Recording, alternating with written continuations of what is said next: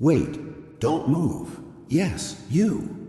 You didn't find this message. This message found you. And if you're hearing my voice right now, it's because God is trying to calm a storm inside your mind. My dear one, tomorrow has been shouting at you, whispering fear, whispering pressure, whispering what ifs that were never yours to carry. But hear this. God never asked you to handle tomorrow. He asked you to trust Him with it. Jesus said in Matthew 6:34, "Do not worry about tomorrow, for tomorrow will worry about itself." You've been losing sleep about things God has already planned out. You've been fighting battles that God has already won.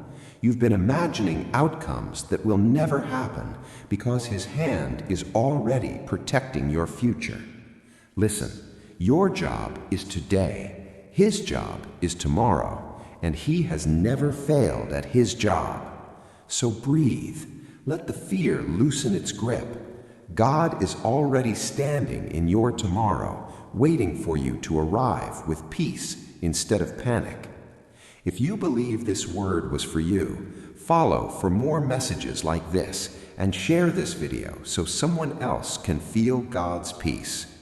Jesus' message for you.